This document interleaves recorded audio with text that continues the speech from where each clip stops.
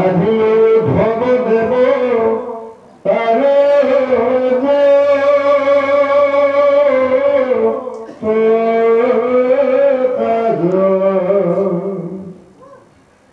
নাথাকিবা ইঠাই কতো মাতকিবা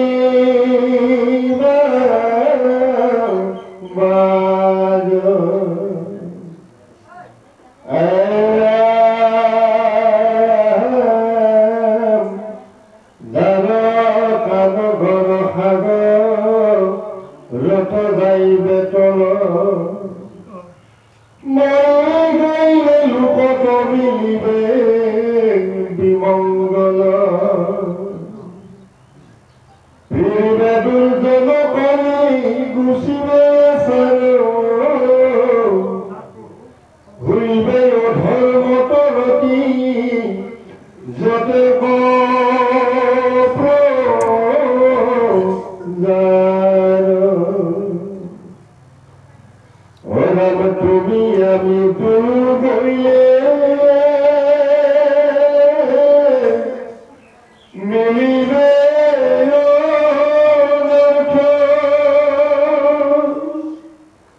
লুপ্ত হইবে জ্ঞান ইটু ভকতি পথ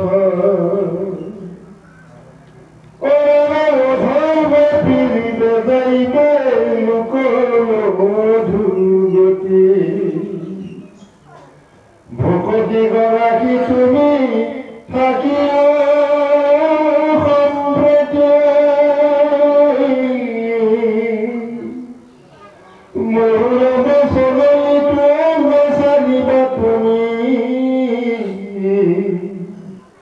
শ্রবণ কীর্তন পর্ব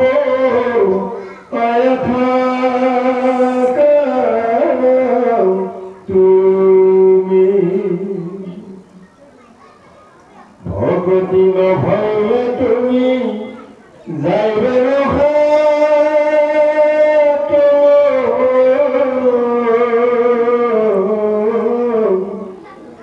মূল আজ্ঞা পালিয়ার হিউ মহা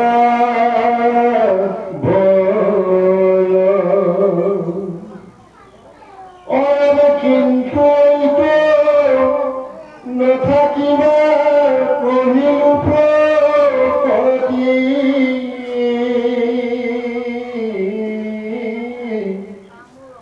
মুদ চিত্ত দিয়া ফুৰা পৃথিৱী প্ৰজ্যোতি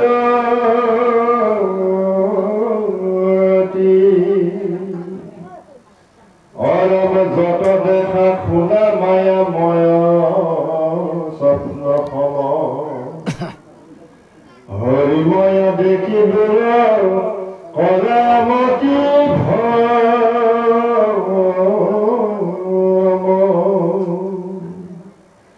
অৰম জ্ঞান কৰ্ম ভকতি হিলু কৰি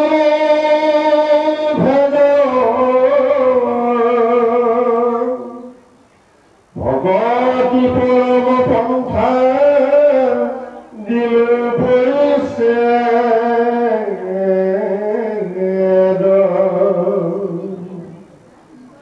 নাহিকে উত্তম গতি ভকতিত পৰে নিশ্চয় কহু ভকতিতে মুদে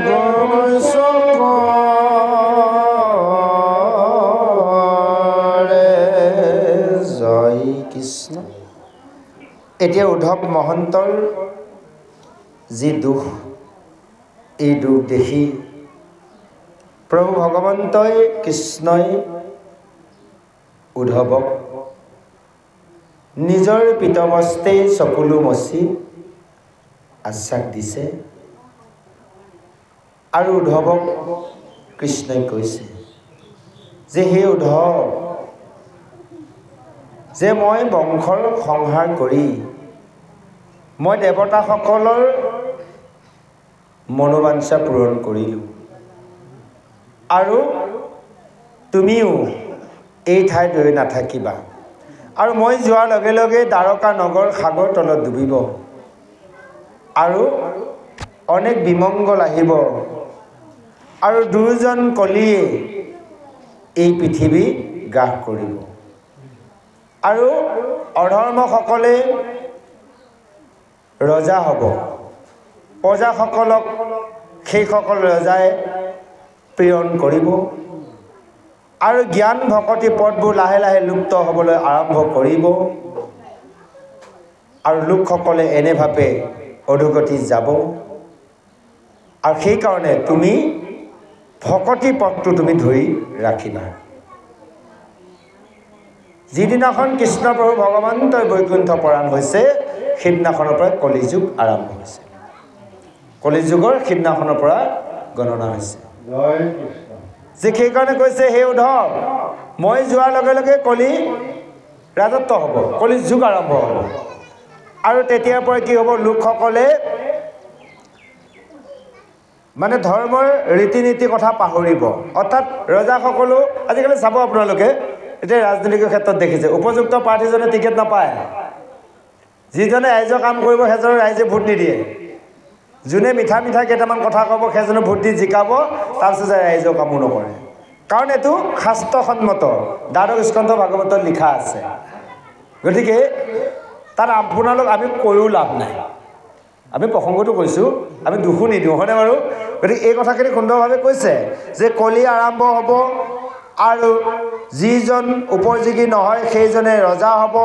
সেইসকলে প্ৰজাসকলক দুখ কষ্ট দিব এতিয়াও দি আছে প্ৰজাসকলক দিয়া নাই নে বাৰু মাধৱ মানটো দিছে আমাৰ সমস্তক হয়নে নাই বাৰু দিব লাগে ইণ্ডাষ্ট্ৰীবিলাকত স্মাৰ্ট মিটাৰ দিলে ঘৰে ঘৰে লগাই এটা এটা আমি বেলেগলৈ নাযাওঁ সেইটোতে ক'লোঁ আৰু বাকীখিনি নকৰোঁ আৰু বেছিকৈ ক'লে আকৌ কোনোবাই বেয়া পাব নহয় গতিকে যি নহওক গতিকে আমাৰ দুখীয়াসকলকে মাৰিছে জনসাধাৰণক মাৰিছে জনসাধাৰণৰ ভোটকেইটা লৈ আসনখন লৈ আছে জনসাধাৰণকে মাৰি আছে যা হওক কলিযুগৰ প্ৰভাৱ সেইকাৰণে কৈছে যে হে উদ্ধৱ তুমি সেইকাৰণে এই ধৰ্মপথটো তুমি ৰক্ষা কৰি থাকিবা আৰু মোৰ কথা তুমি শুনা আৰু এইটোৱে মোৰ কথা বুলি তুমি ধৰিবা কেৱল মোৰ গুণৰ নাম তুমি শ্ৰৱণ কীৰ্তন ধৰ্ম প্ৰৱৰ্তন কৰিবা আৰু ভকতি নকৰিলে তুমি ৰসাতলৈ যাবা অৰ্থাৎ আমাক কৈছে আমি যদি ভক্তি নকৰোঁ আমি ৰসাতলৈ যাম ৰসাতল ক'ত আছে একেবাৰে তলত আছে আমি মধ্যস্থত আছোঁ 7টাৰ আছে তলত 7 তালাৰ একে আটাইতকৈ তলত ৰসাতল ইফালে ওপৰত আছে 7 আটাইতকৈ ওপৰত হ'লে বৈকুণ্ঠ ভূ মানে পৃথিৱী ভুৱ স্ব মহ তপ জন সত্যম সত্য লোক ব্ৰহ্মলোক তাৰ ওপৰতে হ'লে বৈকুণ্ঠ এতিয়া তল ভিতল তলাতল পাতাল ৰসাতল আছে ৰসাতলৰ সঞ্জীৱনী নদীখনে হ'লে সেইখন ৰসাতল সেয়া যমনগৰ গতিকে সেইকাৰণে কৈছে ভক্তি নকৰিলে যমনগৰলৈ যাবা ৰসাতললৈ যাবা আৰু যদি ভক্তি কৰা উদ্ধলৈ তুমি বৈকুণ্ঠ যাব পাৰিবা সেইকাৰণে কৈছে কিন্তু তুমি কি কৰিবা তোমাক এই কথাখিনি মই ক'লোঁ তুমি মুখ সিদ্ধি অৰ্থাৎ হৃদয়খন মোক নিবেদন কৰি তুমি পৃথিৱী পৰ্যন্ত ভ্ৰমণ কৰি ফুৰিবা আৰু যিমানবোৰ তুমি মায়া দেখিছা সকলোবোৰ তুমি মায়াময় বুলি ভাবিবা আৰু তুমি একে ঠাইতে ৰৈ নাথাকিবা কেৱল তুমি কি কৰা সকলোতে হৰিময় দেখি তোমাৰ মতিটো ভ্ৰমটো নাশ কৰা অৰ্থাৎ আমি এতিয়া সকলোতে মায়াত আমি কি দেখিছোঁ এজন মোৰ ল'ৰা এজনী মোৰ ছোৱালী এজনী বোৱাৰী নাতি এয়া মোক পৰিবা এয়া মোৰ ধন ঐশ্বৰ্য বিভূতি হয়নে বাৰু আমি যদি জ্ঞান মাৰ্গে চাওঁ ভকতি জ্ঞান মাৰ্গে চাওঁ সকলোবোৰ বিস্তাৰ দৰে কিন্তু আমি আচলতে ভগৱন্ত মায়াৰ বশৱৰ্তী হয় সেইবোৰতে আমি সুখ বুলি ভাবি আছোঁ সেইকাৰণে আমি কি কৈছোঁ এই বিষয়ক বিষ বুলি জানিও তাকে আমি পুনৰাই সেই বিষয়কে বাঞ্ছা কৰি কৰ্ম কৰি আছোঁ সেইকাৰণে কৈছে যে জ্ঞান কৰ্ম ভকতি কহিলোঁ কৰি ভেদ ভকতি পৰম পন্থা দিলোঁ পৰিছেদ নাইকে উত্তম গতি ভকতিত পৰে নিশ্চে কহোঁ ভকতিতে মোক বৈশ্য কৰে যে হে উদ্ধৱ জ্ঞান কৰ্ম ভকতিৰ কথা মই তোমাক ভাগে ভাগে ক'লোঁ যে ভকতি পৰম পন্থা হৈছে তোমাক দিলোঁ যে এয়া হৈছে উত্তম গতি সাধন কৰে ভকতিয়েহে কিন্তু তোমাক এই কথাখিনি ক'লোঁ কেৱল ভকতিয়ে মোক বৈশ্য কৰিব পাৰে অন্যৰ পদ্ধতি আমি ভগৱন্তক মানিব নোৱাৰোঁ ভগৱন্তই নিজে নিজে বান্ধ খাই যাব আপোনালোকৰ আমাৰ হৃদয়ত কেতিয়াৰ যদি আমি ভক্তি কৰোঁ যদি আমি ভক্তি নকৰোঁ তেনেহ'লে ভগৱন্তক আমি কেতিয়াও বান্ধিব নোৱাৰোঁ আহক ইয়াৰ পিছৰ পদত সুন্দৰভাৱে দিয়া আছে শ্ৰৱণ কৰোঁ জয় কৃষ্ণ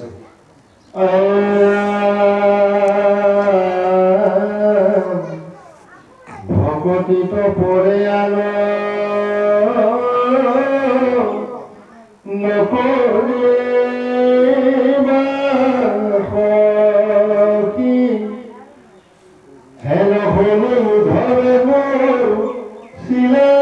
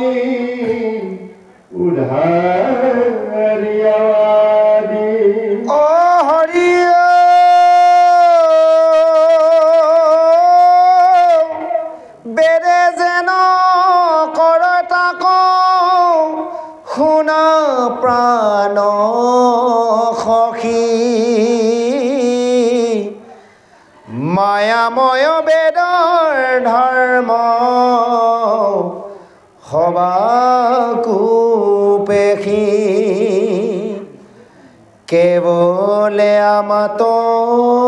মাত্ৰ লৈবেক শৰণ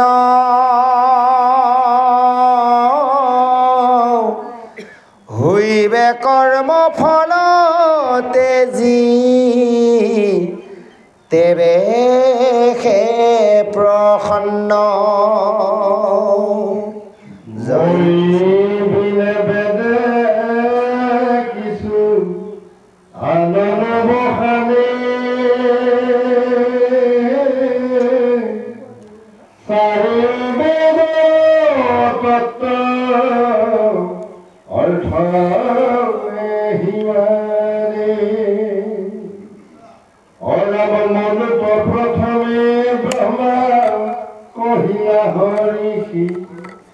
পাছে জানিলন্ত বেদ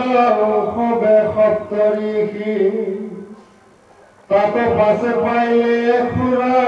সুৰক্ষিত ধনাগো অনন্তৰে বেদ কম অনুছে পাইলে আগ যাৰা যেন মতি কৰি বেদ কবাই খানো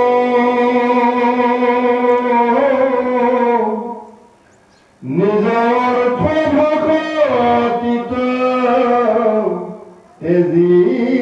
বুজয়ান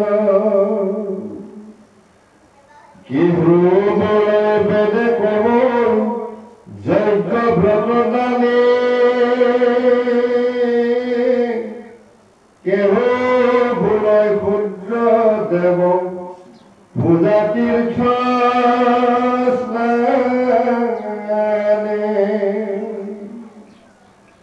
আর আবার কেহ ভুলয় বেদে জ্ঞান দেখে গতি গুণ রহিসাই বুঝায় যেন মতি কটু মণ্ডমতি শাস্ত্ৰ নকৰে বিচাৰ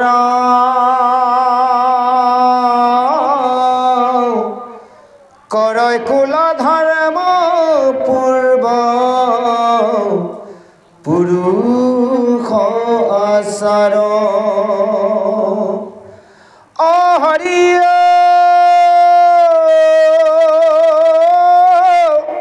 তাকো এৰি লয় কতো পাখণ্ডৰ মতি যাই মোক নপাৱে ধম অধোগতি জয় কৃষ্ণ। এতিয়াৰ সেই কৃষ্ণৰ প্ৰভু ভগৱন্তই উদ্ধৱক যেতিয়া কৈছে যে ভকতি পৰে আন নকৰিবা সখী, হেন শুনি উদ্ধৱে মুচিলা দুয়ো আখি। যেতিয়া কৃষ্ণই ক'লে যে উদ্ধৱ তুমি ভকতি ব্যতিৰেকে অন্য একো নকৰিবা, লগে লগে কৃষ্ণ উদ্ধৱে সেই চকুলো মচি কৃষ্ণৰ চৰণলৈ চাই দীঘলকৈ এটি নিশ্বাস টানি কপাৰ কপাৰ গদৰ গদৰ মাতে লাহে লাহে ক'বলৈ আৰম্ভ কৰিছে, হে প্ৰাণবন্ধু, যে তুমি মোক বুজাই কোৱা যে ঋষি সমস্ত কিয় একমতি নহয়। আপোনালোকে জানি ল'ব, ঋষি কলিযুগৰ ঋষি হৈছে ভকত দেই, গুৰু সমস্ত কলিযুগৰ ঋষি হৈছে ভকত। উদ্ধৱে তেতিয়া প্ৰশ্ন কৰিছিল যে ঋষি সমস্ত কিয় একমতি নহয়, অৰ্থাৎ আমি এতিয়া চাব লাগিব আমাৰ ভকতসকল কিয় একমতি নহয়। ইয়াৰ প্ৰশ্ন কিন্তু উদ্ধৱে তেতিয়াই সুধিছে, কৈছে যে ঋষিসকল কিয় একমতি নহয়। কিছুৱে কয় বোলে কৰ্ম কৰা, কিছুৱে কয় বোলে গতি জ্ঞানতহে গতি পায়, কিছুৱে কয় কৰ্মত গতি পায়। যে তুমি কৈছা প্ৰভু কেৱল ভকতিতহে গতি পায়, গতিকে মোৰ অকণমান মনত সংশয় হৈছে, তুমি মোক এই সংশয়কণ দূৰ কৰি দিয়া। কাৰণ তুমিয়ে হৈছা অনাদি ঈশ্বৰ, তুমিয়ে হৈছা শিৱৰ সৰ্বজান, তুমিয়ে পৰিচ্ছেদৰ দাতাৰ, তোমাৰ ব্যতিৰেকে মোৰ এই মনসংশয় দূৰ কৰোতা কোনো নাই। যে এই উদ্ধৱৰ কথা শুনি কৃষ্ণ প্ৰভু ভগৱন্তই উদ্ধৱক কৈছে যে হে সখী তুমি শুনা, যে তুমি হৈছা মোৰ পৰম মিত্ৰ অৰ্থাৎ বান্ধৱ, আৰু তুমি মোৰ একান্ত ভকত। মই সেইকাৰণে তোমাক কওঁ যে পূৰ্বত প্ৰলয়ৰ সময়ত এই বেদৰ চুলুকবোৰ নষ্ট হৈ গৈছিল, অৰ্থাৎ সেই বেদ প্ৰলয়ৰ জলত হৈ কিবা ৰাখিছিল, নহয় জানো বাৰু। ভগৱন্তই যেতিয়া পোনপ্ৰথমে সৃষ্টি পাতনিত পদ্মকল্পত ব্ৰহ্মাক সৃষ্টি কৰি সেই বেদৰ চুলুক প্ৰভুৱে প্ৰথম ব্ৰহ্মাক শুনাইছিল। কাৰণ মৎস্যৰূপে অৱতাৰ ভৈলা প্ৰথমত উধাইলা চাৰি বেদ প্ৰলয়ৰ জলত, সেই চাৰি বেদ প্ৰলয়ৰ জলৰ পৰা উদ্ধাৰ কৰি আনি পদ্মকল্পত ব্ৰহ্মাক শ্ৰৱণ কৰাইছিল। সেইকাৰণে কৈছে যে শুনা, যেতিয়াৰ প্ৰলয়ৰ সময়ত বেদৰ চুলুকবোৰ নষ্ট হৈ গৈছিল আৰু মই তেতিয়া সেই বেদৰ চুলুক পোনপ্ৰথমে উদ্ধাৰ কৰি ব্ৰহ্মাক শুনাইছিলোঁ। আৰু বেদে তাকে কৈছে, হে প্ৰাণসখী, যে মায়াময়ে বেদে সকলোকে ধৰ্ম কৰিবলৈ উপদেশ দিছে, কিন্তু আমি মনুষ্যসকলে বুজিহে পোৱা নাই। বেদে কেৱল ভগৱন্তক ভজিবলৈহে কৈছে। আমাৰ আকৌ বহুতে কয় বেদৰ কৰ্ম আকৌ জীৱটো বলি নিদিলে নহ'ব, দিবই লাগিব ইত্যাদি থকা নাই জানো। বেদে কোৱা নাই, বেদে কৈছে কেৱল কৃষ্ণক ভজাৰ। সেইকাৰণে কৈছে মায়াময়ে বেদৰ ধৰ্ম সকলোকে কৃষ্ণক ভজিবলৈ কৈছে, কেৱল আমাতো মাত্ৰ লৈক শৰণ হৈবে কৰ্মফলৰ তেজী তেবেকে পখন। যে সেই বেদে কৈছে সকলোকে যে মোক শৰণ ল'ব দিছে যেতিয়ালৈ মোক শৰণ নল'ব তেওঁলোকে কৰ্মফল কেতিয়াও শেষ কৰিব নোৱাৰে অৰ্থাৎ আমি কৰ্মফল লৈ আহিছোঁ আমাৰ এই কৰ্মফল নাশ কৰিব লগা হ'লে আমি ভগৱন্তক ভজিব লাগিব কৃষ্ণ যদি আমি ভগৱন্তক নভজোঁ বেলেগক ভজনা কৰোঁ তেতিয়াহ'লে কৰ্মফল কেতিয়াও আমাৰ শেষ নহয় কৰ্মফল বাঢ়িহে যাব ইয়াৰ প্ৰমাণ ইয়াৰ পিছত দিছে কৈছে মহি বিনে বেদে কিছু আনো নবাসনে চাৰি বেদ তত্ত্ব অৰ্থ এহি মানে যে মোৰ ব্যতিৰেকে বেদে আনৰ কথা বখনোৱা নাই আনৰ সিদ্ধান্ত দিয়া নাই চাৰি বেদৰ তত্ত্ব অৰ্থ এইখিনিয়ে যে মোকেহে ভক্তি কৰিব দিছে কাৰণ এই বেদ পোনপ্ৰথমে ব্ৰহ্মাই সেই নিজৰ পুত্ৰ স্বয়ম্ভু মনুক এই বেদ শুনাইছিল তাৰপিছত জানিছিল সপ্তৰ্ষিসকলে তাৰপিছত সুৰাসুৰ সিদ্ধ নাগসকলে পালে আৰু শেষত মনুষ্যসকলে এই বেদ পালে এই যে মনুষ্যসকলে বেদ পালে আজি উদ্ধৱক কৈ আছে কৃষ্ণই অৰ্থাৎ আমাৰ সমস্ত কৈ আছে যে যেতিয়া মনুষ্যসকলে এই বেদৰ শ্লোক পাই গ'ল যাৰ যেন মতি অনুসাৰে বেদ ব্যাখ্যা কৰা আৰম্ভ কৰি দিলে যে বেদ যেতিয়া ব্যাখ্যা কৰি দিলে যাৰ যি মনৰ ভাৱনা ব্যাখ্যা কৰি দিলে যোনে যাৰ যেন মতি অনুসাৰে বুজি কোনোৱে কৈছে বোলে নাই কৰ্ম কৰিলেই গতি পায় কোনোৱে কৈছে নাই জ্ঞানতে গতি পায় কোনোৱে কৈছে নাই শুদ্ধ দেৱতাক পূজা কৰিলেই গতি পায় কোনোৱে কৈছে নাই তীৰ্থ দৰ্শন কৰিলেই গতি পায় গতিকে যাৰ যেন মতি অনুসাৰে বেদক বুজি বেদ ব্যাখ্যা কৰা আৰম্ভ কৰি দিলে এতিয়া কৃষ্ণ প্ৰভু ভগৱন্তই কৈছে কেৱল জ্ঞানে কৰ্মে তাৰিতে নপাৰে ভকতি নকৰে যেবে যে জ্ঞান কৰ্ম কিন্তু তৰিব নোৱাৰিব ভক্তি কৰিব লাগিব যে জ্ঞান কৰ্ম আমাক লাগিব জ্ঞান কেতিয়া প্ৰয়োজন প্ৰথমে আমাক জ্ঞান প্ৰয়োজন যেতিয়া এজন শিশু ল'ৰা ছোৱালী জন্ম হয় 5 বছৰ বয়সৰ পৰা জ্ঞানৰ প্ৰয়োজন এই যে স্কুল এডমিশ্যন দিলে কিয় দিলে বাৰু জ্ঞান অৰ্জন কৰিবলৈ বিদ্যা অৰ্জন মানে জ্ঞান নহয় জানো বাৰু পঢ়া শুনা কৰিলে জ্ঞান বাঢ়িব জানিব যে জ্ঞান অৰ্জন কৰিলে এই জ্ঞান অৰ্জন কৰি পঢ়ি তেওঁ যেতিয়া মেচিউৰ্ড হৈ গ'ল তেওঁ এটা কৰ্ম সংস্থাপনৰ কাৰণে এটা কামত ব্যস্ত হ'ল যদি ভাল দীক্ষা লৈছে কোনোবাই চাকৰি কৰিল নহয় জানো কৰ্মলৈ আহিল কোনোবাই ব্যৱসায় কৰিল ইত্যাদি গতিকে সেইকাৰণে কৈছে প্ৰথমলে জ্ঞান তাৰপিছত কৰ্ম আমি কৰ্ম নকৰিলে খাব নাপাম নপঢ়োঁ কৰ্ম কৰিব লাগিব এতিয়া আপোনালোক আমি সমস্তই এতিয়া কৰ্মৰ কথা ভাবি লাভ নাই এতিয়া কেৱল ভক্তি কাৰণ কিয় জ্ঞান ল'লে কৰ্ম কৰিলে সংসাৰ কৰিলে ল'ৰা ছোৱালী পালে ল'ৰা ছোৱালীয়ে কৰিব ধৰিব পৰা হ'ল কিহৰ কৰ্মৰ প্ৰয়োজন আছে কিহৰ জ্ঞান প্ৰয়োজন আছে এতিয়া হয়নে বাৰু ল'ৰা ছোৱালী জ্ঞান দিলেই অলৰেডি কৰ্ম কৰি ল'ৰা ছোৱালী জন্মও দিলে জ্ঞানো দিলে ল'ৰা ছোৱালী এতিয়া কিহৰ জ্ঞান প্ৰয়োজন কেৱল ভক্তি কৰক এই কথাটোৱে বুজাইছে কেৱল আমি পোনপ্ৰথমে জ্ঞান ল'ব লাগিব এজন অজ্ঞানী একো কৰ্ম কৰিব মানুহে নকয় জানো এইটো অজ্ঞানী দিলে একোৱেই নাজানে বুলি ক'লে অজ্ঞানী এজনে একো কাম কৰিব নাজানে সেইকাৰণে আমি প্ৰথম জ্ঞান ল'ব লাগিব হ'ব কৃষ্ণ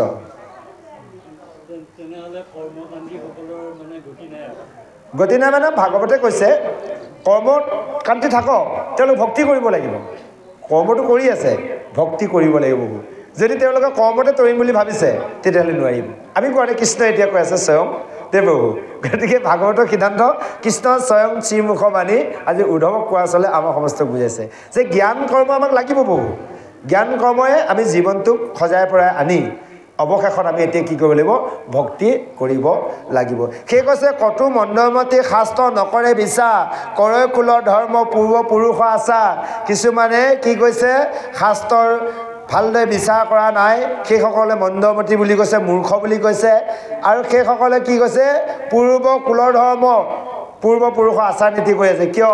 বিশেষকৈ আমাৰ এছ টি মানুহবোৰ আছিল দেই বহু অমুকটো কৰি এইটো লাগিবই বুলি কৈ দিব হয়নে বাৰু কিন্তু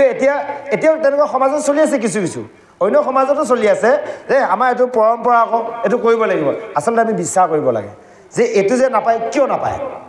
সমাজত আমি যিসকল আমাৰ জনা বুজাৰ প্ৰভুসকলে শাস্ত্ৰৰ মাৰ্গেদি আমি বিশ্বাস কৰি চাব লাগিব যে আমাৰ পূৰ্বপুৰুষসকলে এই কৰ্মটো কৰি আছে কিয়নো কৈছে তাক আমি জানিব বিচাৰিব লাগে হয়নে বাৰু আৰু যদি আমি তাক নাজানো আমাৰ সমস্যা হ'ব যদি আমি বেয়া কাম এটাকে কৰি আছোঁ যে আমাৰ এটা সৰুৰ পৰা অভ্যাস আছিল আগতে দেউতাহঁতক সোধোঁ কিবা কিবি সৰুতে আৰু যে এইটো কিনো সিটো কিনো এইটো কি কয়নো বোলে এইটো অমুক কি কয়নো অমুক কয় কেনেকৈ কয়নো ইমান কথা সোধোঁ তেতিয়া সেই সময়তে আমাৰ দেউতাহঁতে আমাৰ মাইণ্ডটো ব্লক কৰি দিছিলে কিয় জানে আজিকালি চাবচোন ল'ৰা ছোৱালী যে সুধি থাকে কয় দিয়ে এই ইমান কথা কিবা ক'ব বহু কৃষ্ণ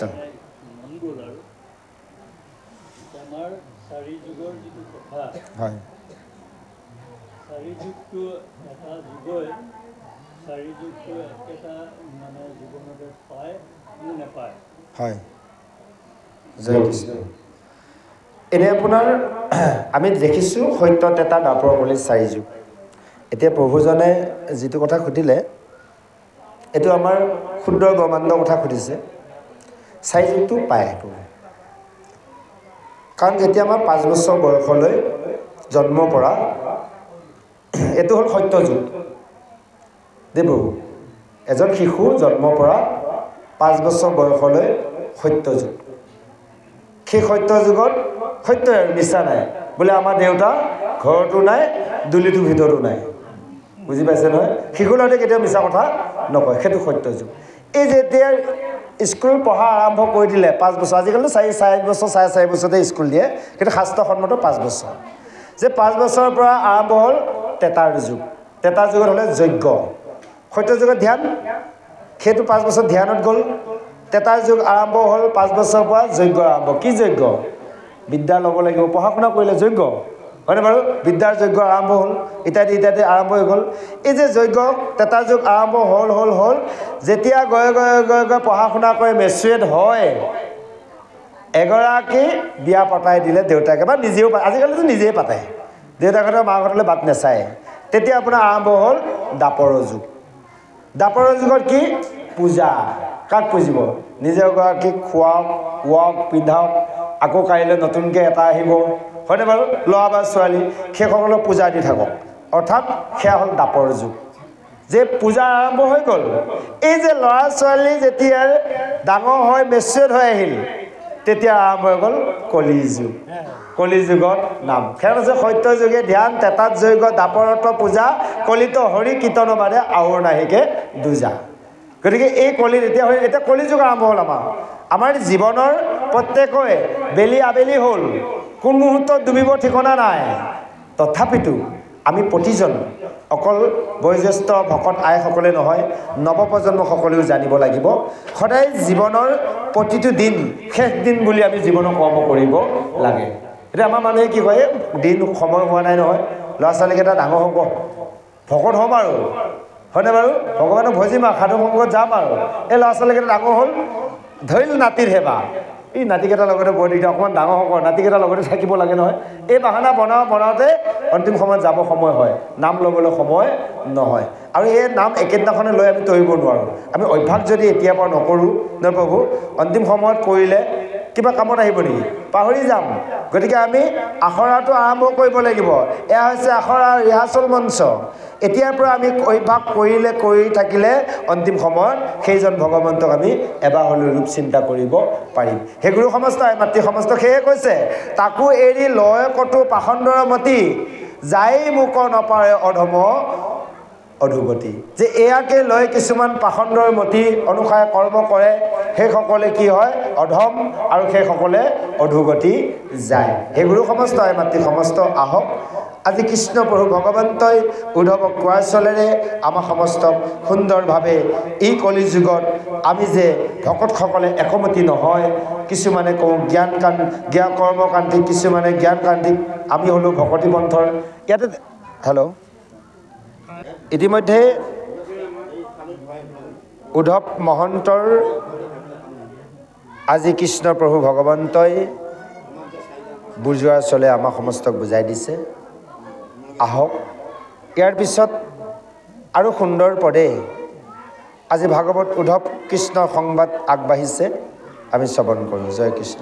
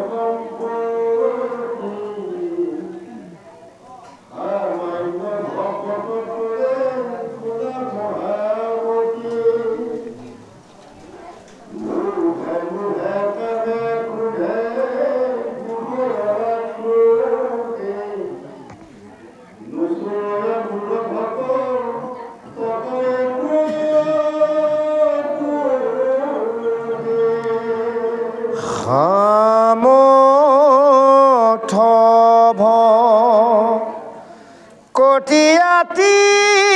একোৱে নচাৱে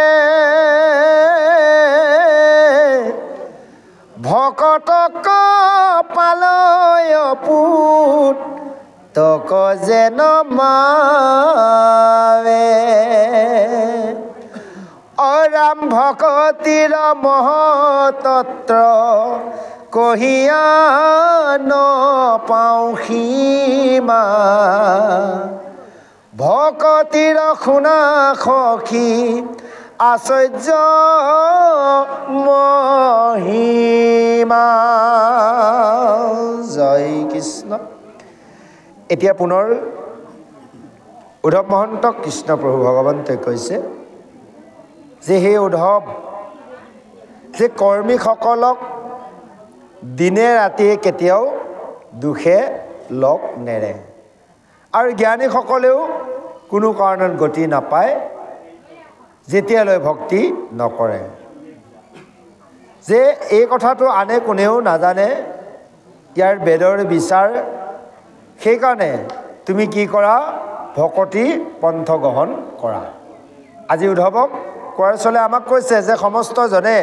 কেৱল ভকতি পন্থহে গ্ৰহণ কৰা। সেইকাৰণে কৈছে ভকতৰ যে যিমান সুখ আছে এই সুখখন জ্ঞানী আৰু কৰ্মীসকলে সপোনতো বোলে নাপায়, দিঠকতো নাপায়, সপোনতো সুখ নেদেখে। এই যে আজি আমি অলপ সময় এই আপোনালোকৰ মনোহা কছাৰী গাঁৱৰ নামঘৰত এই অকণমান সময়, এই যে আমি 2-3 ঘণ্টা কথা নকওঁ, অকণমান সময় যে সাধু সংগ কৰিলোঁ, যিকণ সুখ স্বৰ্গৰ যিমান সুখ আছে সেইকণ সুখৰ সমানো হ'ব নোৱাৰে বোলে স্বৰ্গৰ সুখ, আমাৰ এই অকণমান সময় সুখ সাধু সংগ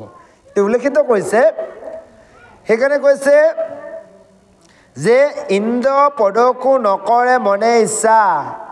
জানি মোক ভকতসকলে দেখে মিছা, মুকুতি পৰম পদ তাকো এৰি দায়, মই বিনে ভকতৰ প্ৰিয় আন নাই। যে সেইকাৰণে ইন্দ্ৰ পদকো এই কথাখিনি জানি সেই ইন্দ্ৰৰ আসনখনলৈ অৰ্থাৎ স্বৰ্গলৈ যোৱা সেয়া ইচ্ছা নকৰে আৰু মুকুতিকো বাঞ্ছা নকৰে। মোৰ একান্ত ভকতসকলে কেৱল মোকহে ভাল পায় আৰু মোৰ প্ৰিয়ৰ কৰ্মহে কৰে। অৰ্থাৎ ভগৱন্তে ভাল পোৱা কৰ্ম আমি কৰিব লাগে। আমি মনুষ্যসকলে বিভিন্নজনক ভাল পোৱা বা নিজক ভাল পোৱা, কাৰোবাৰ এজনক ভাল পোৱা কৰ্মটোৰ কথা আমি এৰি কেৱল ভগৱন্তই ভাল পোৱা কৰ্ম কৰিব লাগে। ভগৱন্তই কেতিয়া ভাল পাব? যদি সমস্তৰ আত্মাতে ভগৱন্তই বিৰাজ হৈ আছে আত্মাৰূপে সমস্ত জগতত। তেবে সমস্ত জগতক যদি আমি ভগৱন্তৰ দৰে জ্ঞান বা দেখিব পাৰিছোঁ, তেতিয়াহ'লে ভগৱন্তে আমাক ভাল পাব।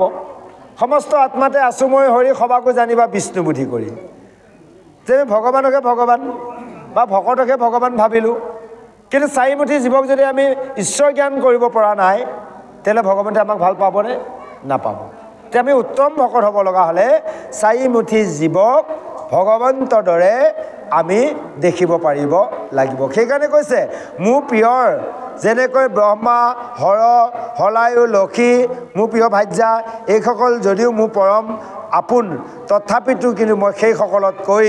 মই বেছি ভাল পাওঁ মোৰ ভকতক, একান্ত ভকতক। আজি ভকতক বোলে ভগৱন্তই আটাইতকৈ বেছি ভাল পায়। সেইকাৰণে ভকত য'ত একত্ৰিত হয়, ভগৱন্ত তাত স্বয়ং পাৰিষদসহ উপস্থিত হয়। এই যে আজি আপোনালোকৰ এই নামঘৰত পৃথিৱী যিমান তীৰ্থ আছে সমস্ত তীৰ্থ ইয়াত উপস্থিত হৈ আছে। কাৰণ কিয়? ইয়াত ভকত একত্ৰিত। আৰু য'ত কৃষ্ণ কথা চলিব, য'ত ভকত থাকিব কৃষ্ণ কথা চলিব, তাত ভগৱান থাকিব। য'ত ভগৱান থাকিব সমস্ত দেৱ দেৱী তীৰ্থ থাকিব, হয়নে বাৰু? কৃষ্ণৰ নিৰ্মল, কৃষ্ণ পৰম নিৰ্মল চৰিত্ৰ কথাৰ হোৱে জড়িত প্ৰকাশ। গংগা আদিকৈ য'ত তীৰ্থ আছে তৈতেষে কৰে নিবাস। যে যিমান তীৰ্থ আছে সমস্ত আজি ইয়াত উপস্থিত হৈ আছে। যে আমি সমস্ত তীৰ্থৰ দৰ্শন কৰাৰ ইয়াত সুবিধা পাইছোঁ। সমস্ত তীৰ্থৰ যেতিয়া ইয়াত দৰ্শন পাইছোঁ, যেনেকৈ জগন্নাথলৈ গ'লে কিবা এপদ দুপদ এৰি আহে, বিসৰ্জন দিয়ে ভকতসকলে, হয়নে বাৰু? ইয়াত তীৰ্থত কিয় নিদিয়ে? বহুতে নাজানে কাৰণে ইয়াত এৰি নিদিয়ে।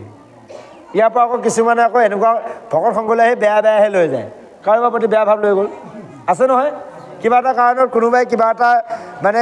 ক'বলৈ গাবলৈ বিচাৰিছে, নাপালে, সেইটো বেয়া ভাৱ লৈ গুচি গ'ল। এইটো হ'ব নেকি বাৰু? বোলে আজি নামভাগৰ আৰম্ভণি মোক দিব লাগিছিল, মোক নিদিলে অমুকক দিলে, বেয়া ভাৱ লৈ গ'লে হ'বনে বাৰু? ইয়াত এৰি যাব লাগে নে বেয়া নিব লাগে? বেয়াবোৰ এৰিব লাগে। বোলে নাই আজি পাতখন মোকে খুলিব দিব লাগিছিল, অমুকহে পাত গাব দিলে, ইত্যাদি ইত্যাদি। বোলে নাই মেধি কামখিনি অমুকক দিলে, মোক নিদিলে আজি। এনেকুৱা হয় নহয় আমাৰ সমাজত। বিভিন্নজন মেধি, বিভিন্নজন নামাচাৰ্য, বিভিন্নজন পাঠাচাৰ্য থাকে। তে এই বেয়াটো আমি লৈ যাব নালাগে। যদি মনত কিবা অহংকাৰ ভাৱ আহে, গৌৰৱী ভাৱ আহিলে আমি লগে লগে ভগৱন্তক নিবেদন কৰিব লাগে, এই প্ৰভু এইবোৰ কি ভাৱনা আহিছে, তোমাৰ ওপৰতে অৰ্পণ কৰিলোঁ প্ৰভু, যাতে এনেকুৱা ভাৱনাটো কি কয় এনেকুৱাটো নহওকে, ভাৱনাও যাতে নাহক, এনেকুৱাটো আমি এৰিব লাগিব। কাৰণ আমি ইয়াতে এৰিব লাগিব। আপোনালোকে বিশ্বাস কৰে নকৰে নাজানো, পৃথিৱীত যিমান তীৰ্থ আছে এটাও তীৰ্থ দৰ্শন কৰা নাই আজিলৈ। আমাৰ যোৱা খাদ্য শক্তিও হোৱা নাই। কিন্তু আমাৰ জীৱনত যিমান বেয়া আছে, যিমান বেয়া কৰিছিলোঁ, আপোনালোকে জানে আমি এছ টি জাতি, কি খোৱা নাই, কি কৰা নাই, হয়নে বাৰু? কিন্তু আমি যে এৰিব পাৰিলোঁ সমস্ত, ইয়াৰ মূল কাৰণ আপোনালোকৰ দৰে সাধু সংগত থাকি এই মহান তীৰ্থত আমি জীৱনৰ বেয়া খাদ্য, বেয়া বাক্য, বেয়া কৰ্ম এপতকৈ এৰি গৈছোঁ। আজি আহি প্ৰথমে আপোনালোকে যেতিয়া আমাক আমন্ত্ৰণ আগবঢ়াব গৈছে দুৱাৰমুখত, আমি এপত এৰি দিলোঁ। লগত যি আছে বেয়া, এতিয়াও আছে আমাৰ লগত কিছু বেয়া বাক্য, কৰ্ম, খাদ্যটো বহুত ইচ্ছা কৰি দিলোঁ বাৰু। বাক্য কৰ্মটো থাকে, কেতিয়াবা খং উঠিলে কাৰোবাক ফটকৈ খং কৰি দিয়া যায়। অকণমান মনত খং ভাৱটো প্ৰকাশ নকৰিলে মনত আহিলতো, সেইটোতো ক্ষতিকাৰক। খং নামে চণ্ডাল হৈ যাব। গতিকে তেনেকৈ তাত এপদ এৰিলোঁ, আসন লৈ বহুতে এপদ এৰিলোঁ, ভাগৱতত বহুতে বহিলোঁ, মাজে মাজে জয় কৃষ্ণ কৰি আছোঁ এটা কি কয় প্ৰভুজনে পঢ়াৰ মূৰত, তেতিয়া আমি এপদ কিবা এৰি আছোঁ। আৰু তেনেভাৱে আমি প্ৰতিজনে ভগৱন্তক এপদকৈ এৰক। সেইকাৰণে আমি জীৱনৰ কৰি থকা বেয়া কৰ্ম, বেয়া খাদ্য, বেয়া বাক্যৰ এখন লিষ্ট বনাই আমি এপদকৈ সাধু সংগত এৰি দিব লাগিব। কাৰণ আমি বেয়াটো যদি এৰি নিদিওঁ, ভালটো আমাৰ লগত থাকিব নেকি? ধৰি ললোঁ প্ৰভুজনে আৰু আমি এজন প্ৰভুৱে, আমাৰ বান্ধৱে একেই বন্ধু। আৰু এতিয়া মই ধৰক খুব বেয়া, প্ৰভুজনো ভাল, এখেতেও মানে ভাল। এতিয়া এখেতে যদি মোৰ লগত লগ হয়, এজনে ক'ব এজন বেয়াজনৰ লগত মই ইয়াৰ লগত এৰি দিলোঁ। এতিয়া বেয়া বন্ধুজনক যেতিয়া ভাল এজনে বেছি ঘনিষ্ঠ কৰিব, আনজন ভালজনক এৰি দিব। আৰু যেতিয়া ভালজনে বেয়াজনৰ লগত বেছি মানে হেৰি কৰিব, সংগ কৰিব, তেওঁলোকৰ বেয়া গুণ নাহিব নেকি বাৰু? গতিকে যদি ভালজনৰ লগত বেছি মিতিয়ালি হৈ থাকে, তেতিয়া বেয়াজনে ভাবিবলৈ নাই, দুয়োজনে যেতিয়া লগ লাগি লওঁ,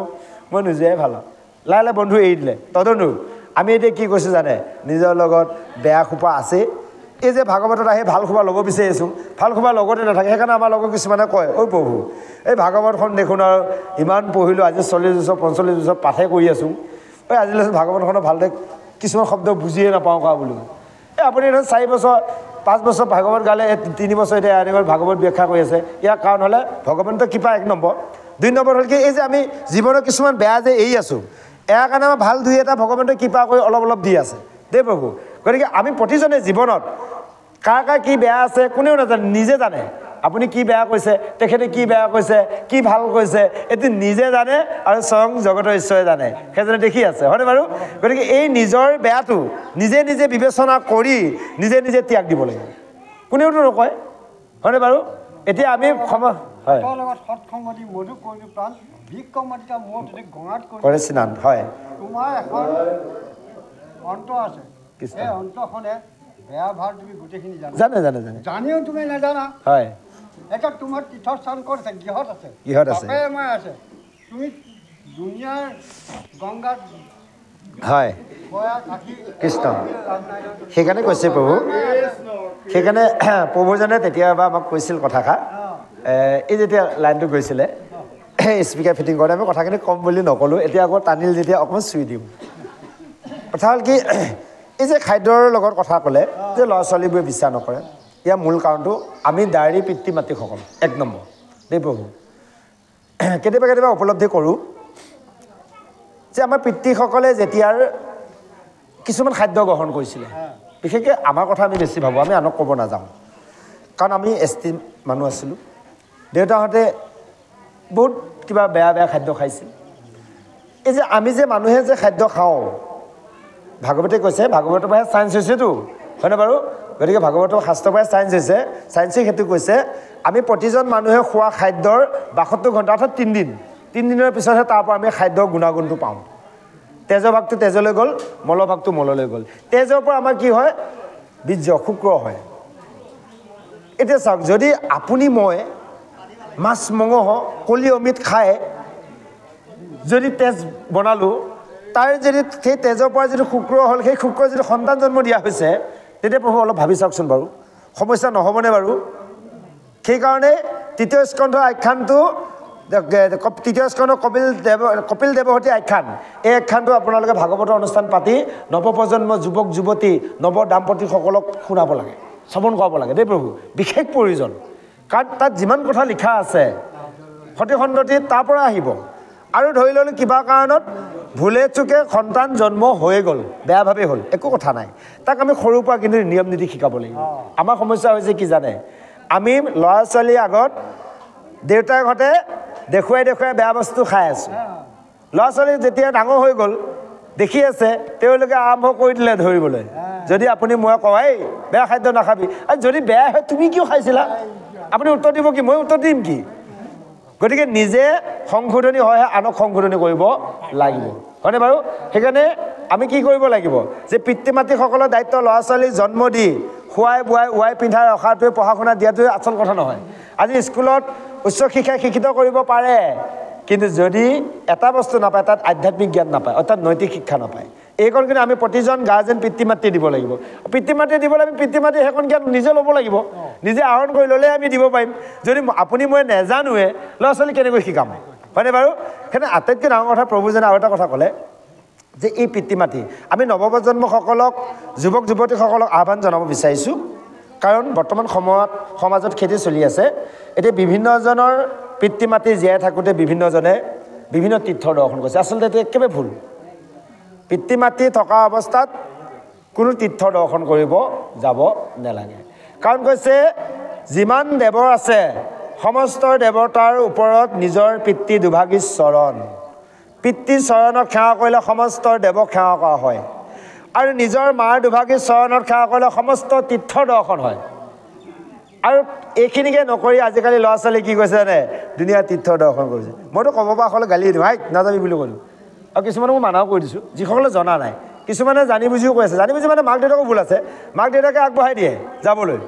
মাক দেউতাকে জীয়াই আছে বোলে ল'ৰাটো অমুকত যাব লাগিছে মইতো কেইবাজনক মানা কৰি দিছোঁ তো আপুনি কিয় যাব দিছে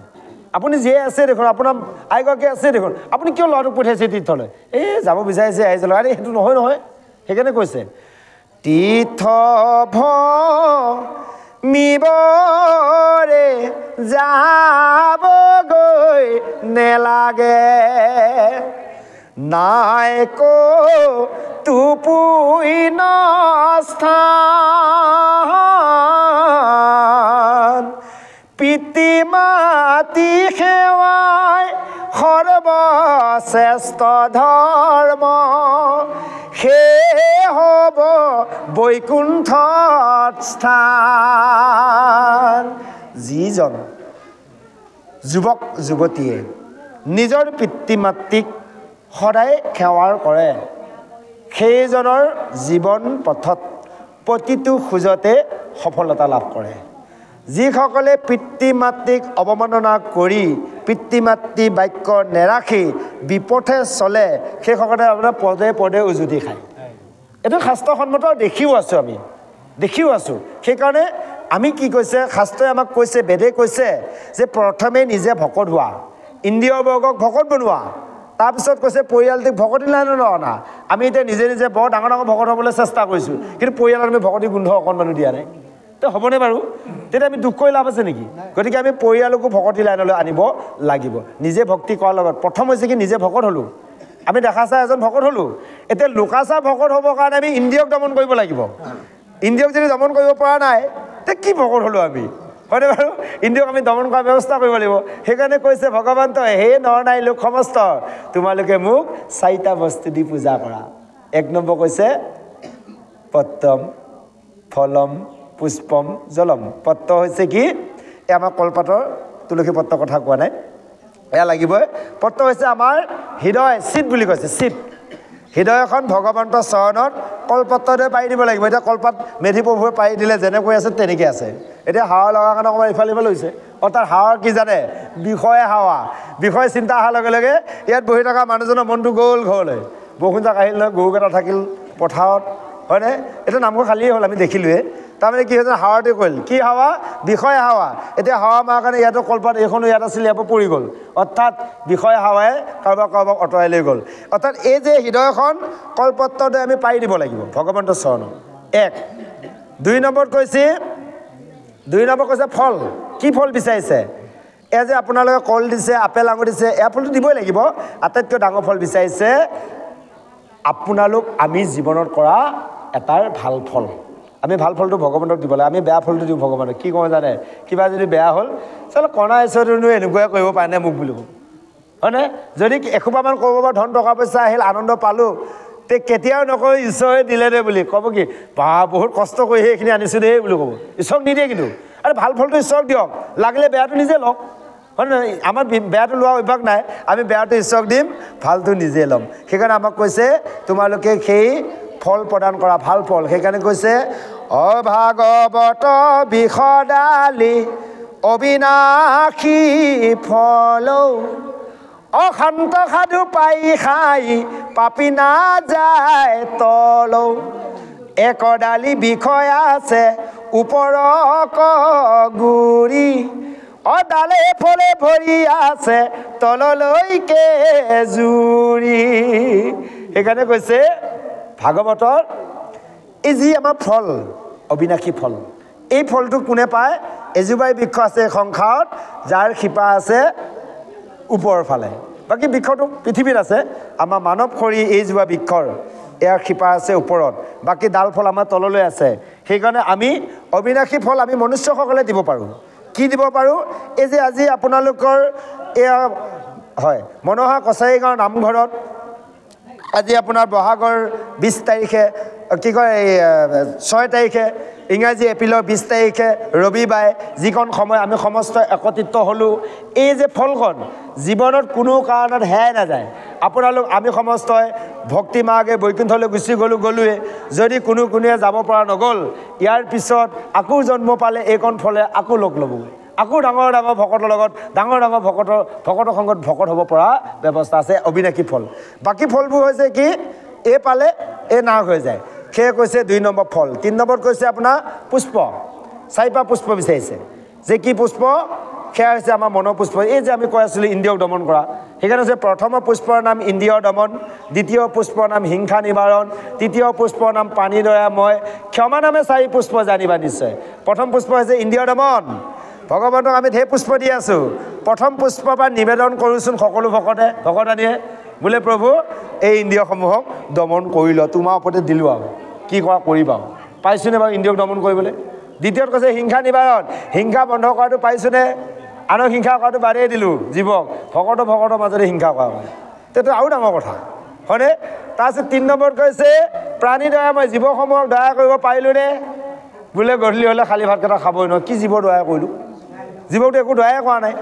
আকৌ কৈ বোলে আমি মাহ কাটা নাই নহয় বেলেগে মাৰি কাটি দিহে খাইছোঁ আৰে সেই যে সজাত বান্ধি থৈ দিছে দোকানত সেইকেইটা আপোনালোকে আমি যাই যদি নকওঁ মাৰি দিব নেকি বাৰু আমি যদি খা বোলে 1 কেজি 2 কেজি কৈ দিওঁ কাটি দিব কাৰ নামত আপোনাৰ বা মোৰ নামত তেতিয়া সমান হ'লনে নাই কাটাজনে খোৱাজনে সমান পাই গ'ল হয়নে বাৰু গতিকে বিশেষভাৱে মানুহ সৰ্বভোজী মানুহে খাওক কিন্তু এই আপোনালোক আমি সমস্ত যে ভকত হৈছোঁ আমি খাদ্যটো কিন্তু খুব বিচাৰ কৰিব লাগিব যদি আমি খাদ্য বিচাৰ নকৰোঁ খাদ্য বিচাৰ নকৰাৰ দুখত এজন ভকতে কুকুৰ হৈ জন্ম লৈছে তাৰ প্ৰত্যুত্ত প্ৰমাণ বংগদেশৰ চৈতন্য মহাপ্ৰভুৱে যেতিয়া ধৰ্ম প্ৰচাৰ কৰিছিল তেওঁ অৱতাৰী পুৰুষ আছিল তেওঁ শিষ্যসকলৰ লগত যেতিয়া ধৰ্ম প্ৰচাৰ যাই থাকে তেনে সময়ত এটা কুকুৰে চৈতন্য মহাপ্ৰভুৱে য'ত চৰণ পেলাই যায় তাতে তেওঁ গৈ গা লুটি মাৰে প্ৰতিটো চৰণতে গা লুটি মাৰে তেতিয়া চৈতন্য মহাপ্ৰভুৱে ঘূৰি দেখিলে এইটো কুকুৰ তেওঁ যে অৱতাৰী পুৰুষ তেওঁ জ্ঞানৰ মাৰ্গে দেখিলে এজনটো ডাঙৰ ভকত লগে লগে তেওঁ কুকুৰটো নিজৰ আশ্ৰমলৈ লৈ গ'ল আশ্ৰমত নি তেওঁ শিষ্যসকলৰ লগত যি ব্যৱহাৰ কুকুৰটোকো তেনে ব্যৱহাৰ কৰে তেতিয়া শিষ্যসকলে সুধিছিল যে গুৰুদেৱ আপুনি এই কুকুৰটো আমাৰ দৰে যে মৰম চেনেহ কৰিবলৈ ল'লে ইয়াৰ কাৰণটো আমি বুজি নাপালোঁ তেতিয়া কৈছে যে এই কুকুৰটোৰ তোমালোকৰ দৰে এজন ডাঙৰ ভকত আছে এওঁ খাদ্য বিচাৰ নকৰা বিনিময়ত কুকুৰ হৈ জন্ম ল'ব লগা বুজি পাইছেনে কুকুৰেতো য'তে ত'তে মুখ দিয়ে হয়নে বাৰু গতিকে আমি ভকত হৈ যদি খাদ্য বিচাৰ নকৰোঁ তেনে পৰ্যায়ত পৰিব লাগিব আৰু এটা বস্তু আপোনালোকে চাব এই যে কুকুৰবিলাক আপোনাৰ প্ৰত্যেকৰ গাঁৱত ঘৰত আছেই কিছুমান কুকুৰ দেখিছে আপোনাৰ শিৰত যে বগা বগা দাগ আছে দেখিছেনে এয়া ভকত সেইকাৰণে গধূলি ৰাতিপুৱা গোসাঁই আগত শংখ বজালে দবা বজালে তাল বজালে চিঞৰে যে কুকুৰকেইটাই কি বুলি চিঞৰে জানে এই ময়ো তোৰ নিচিনা ভকত আছিলোঁ কিন্তু কি হ'ব খাদ্যৰ দুখত কুকুৰ হলং বুলি কয় এই যে সেইকেইটাহে চিঞৰে কিন্তু আপোনাৰ বেলেগে নিচিঞৰে সেইকেইটা কুকুৰে চিঞৰে ইয়াত আমি অধ্যয়নৰ পৰা কৈ আছোঁ প্ৰভু অধ্যয়নৰ পৰা কৈ আছোঁ এইটো নিজাববীয়াকৈ ক'বলৈ নাই অধ্যয়নৰ পৰা কৈ আছোঁ গতিকে সেইকাৰণে আমি কলি যুগৰ ভকতসকলে খাদ্য বিচাৰ কৰি খাব লাগিব গম পালেনে কাৰণ সত্য যুগত ভক্তি আছিল হাড়ত দৈশ্য ৰত্নাকৰে 60,000 বছৰ হাড়ডালে ৰাম নাম জপ কৰিছিল তেতা যুগত ভক্তি আছিলে মৰ্যাত দাপৰত ভক্তি আছিল ছালত কলি যুগত ভক্তি আছে অন্ন আপোনালোক আমি সমস্ত অন্ন নোখোৱাকৈ ভক্তি কৰিব নোৱাৰোঁ ক'তো শাস্ত্ৰত লিখা নাই কলি যুগত যে অনাহাৰে থাকি ভক্তি কৰা খাদ্য খাব দিছে তাকো কৈছে ভগৱন্তক নিবেদিত অৰ্পিত খাদ্য হয়নে বাৰু খাদ্য বিচাৰ কৰি খাব দিছে অন্ন যোনি নকৰে বিচাৰ জাতিকুল ভৰিলে ভস্ত বৈষ্ণৱ বেশ ধৰি বেদপথ কৰি ফুৰে নষ্ট হয়নে বাৰু বেদপথও নষ্ট কৰা হ'ল নিজেও নষ্ট হ'ল আকৌ যাই পেলাই কি হ'ব লাগিব সেই কুকুৰটো হৈ থাকিব লাগিব সেইকাৰণে আমি বিচাৰ কৰি চলিব লাগিব ভকত হ'লে বিশেষকৈ মানুহ হ'ব বুজি খাই থাকক যে এই কথাখিনিকে আমাক সুন্দৰভাৱে বুজাইছে সেই গুৰু সমস্ত আই মাতৃ সমস্ত যে আজি উদ্ধৱক কোৱা নাই আমাৰ সমস্ত কৈছে সেই গুৰু সমস্ত আই মাতৃ সমস্তৰ আহক আমি পিছৰ পদলৈ আগবাঢ়িছোঁ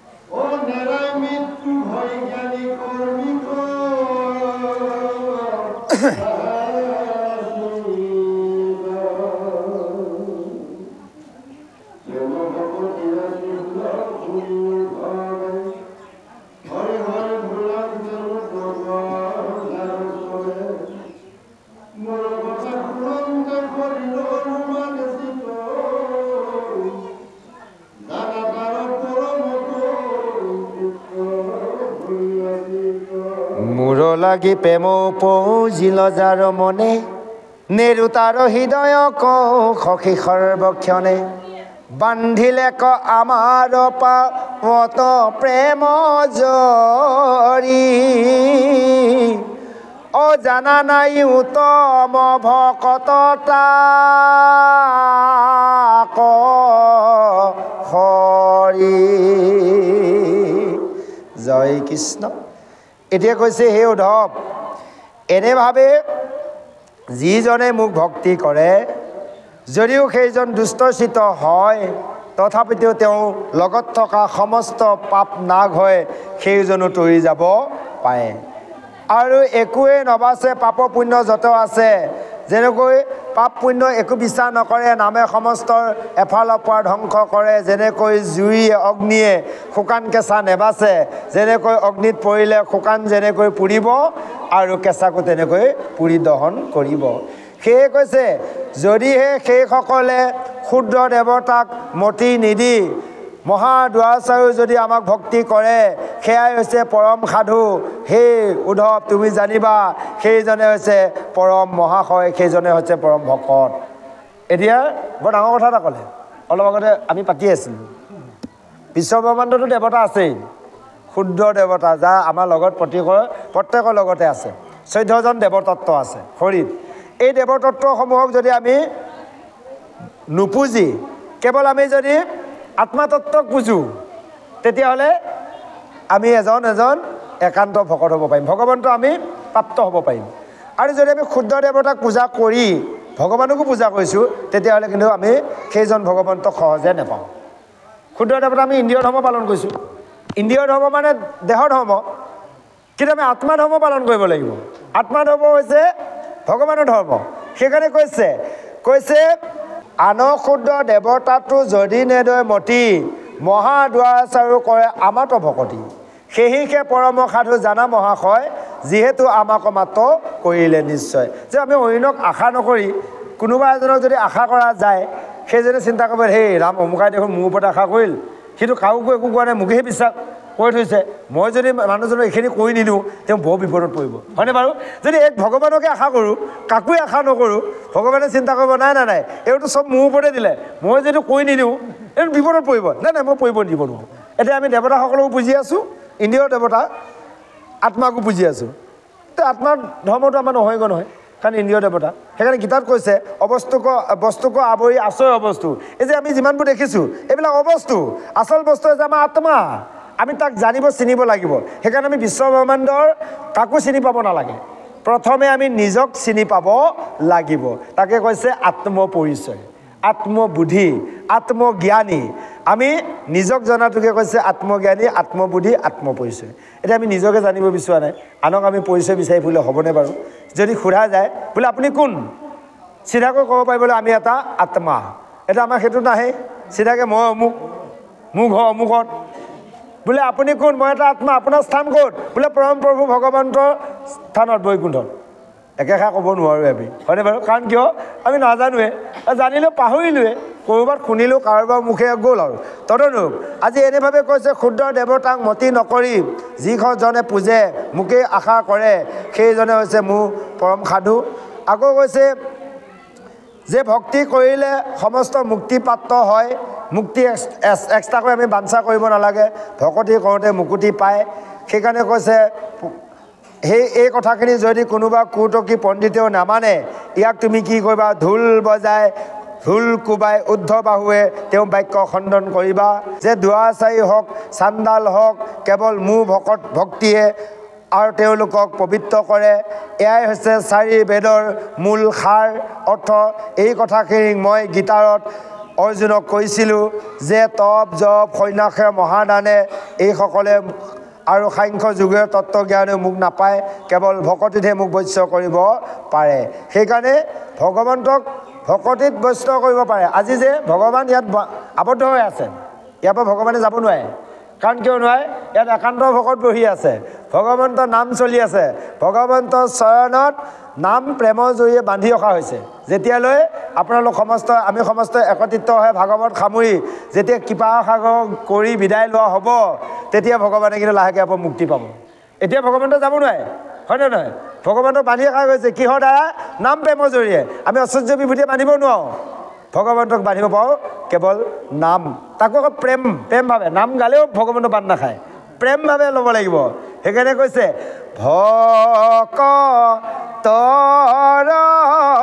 হিয়া এৰি ও যাব কেনো হৰে ও লগাই থৈছে নাম প্ৰেম জৰি ও ৰাম এই যেতিয়া ভকত একত্ৰিত হ'ল প্ৰেমভাৱে ভগৱন্তৰ নাম লোৱা হ'ল ভগৱানৰ চৰণত সেই নাম প্ৰেমৰ জৰিয়ে বান্ধি ৰখা হ'ল যেতিয়ালৈ কৃপাৰ সাগৰ কৰা নাযাব তেতিয়ালৈ ভগৱন্তক বান্ধ খোলা নাযায়